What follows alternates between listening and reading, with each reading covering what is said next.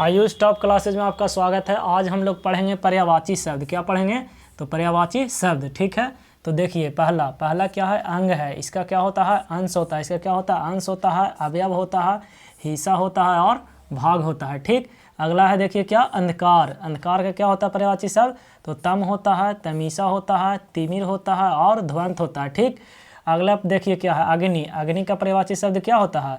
तो पावक होता है, ज्वाला होता है, अनल होता है और दहन और आग होता है। क्या क्या होता है अग्नि का? तो पावक, ज्वाला, अनल, दहन और आग होता है, ठीक।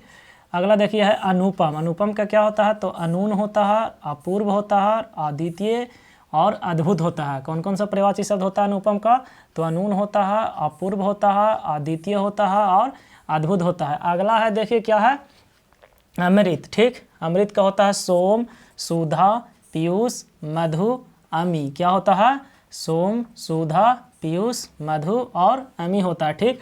अगला है अश्व। अश्व का क्या होता है? तो तुरंग होता है, हाय होता है और घोड़ा होता है भी, ठीक। घोटक होता है और क्या होता है? सैंधव होता है, ठीक। ये सब किसका पर्यायवाची शब्द था? तो अश्व का, ठीक। फिर अगला है क्या? असुर। असुर का क्या होता है? तो दानुज होता है, दानव होता है, राक्षस होता है, तमीचर होता है और निशाचर होता है। कौन कौन पर्यायवाची शब्द होता है? तो असुर का तो दानुज, दानव, राक्षस, तमीचर और निशाचर होता है। अगला है देखिए आँख। आँख का कौन कौन पर्यायवाची शब्द होता है? तो नयन, दृग, लोचन, चक्षु, नेत्र और अच्छी होता है। कौन कौन होता है? नयन, दृग, लोचन, चक्षु, नेत्र और अच्छी होता है, ठीक। अगला है देखिए आंगन। आंगन का क्या होता है? तो आंगना होता है, अजीरा होता है। कौन कौन होता है? तो आंगना होता है और अजीरा होता है, ठीक। अगला है आकाश। आकाश का पर्यायवाची शब्द क्या क्या होता है? तो गगन होता है, नभ होता है, अंबर होता है, व्योम होता है और अनंत होता है। कौन कौन होता है? गगन, नभ, अंबर, व्योम और अनंत होता है।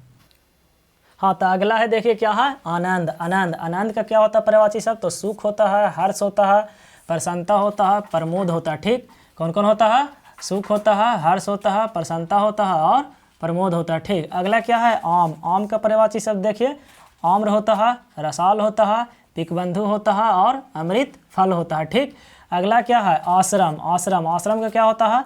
मठ होता है, विहार होता है, कुटी होता है, अखाड़ा होता है और क्या होता है? संघ होता है, ठीक। अगला देखिए क्या है? इच्छा। इच्छा का क्या क्या क्या पर्यायवाची शब्द होता है?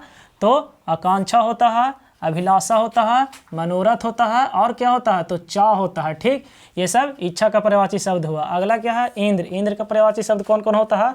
तो सूर्यपति होता है, देवराज होता है, महेंद्र होता है और क्या होता है? मधवा होता है, ठीक। अगला देखिए क्या है? ईश्वर। ईश्वर का पर्यायवाची शब्द कौन कौन होता है? तो परमात्मा, इसको हम लोग बोल सकते हैं परमेश्वर और भगवान और ब्रह्मा, ठीक। कौन कौन होता है ईश्वर का पर्यायवाची शब्द? तो परमात्मा, परमेश्वर, भगवान और ब्रह्मा, ठीक। अगला क्या है? ऋषि। तो ऋषि का पर्यायवाची शब्द मुनि, साधु, सन्यासी और तपस्वी, ठीक।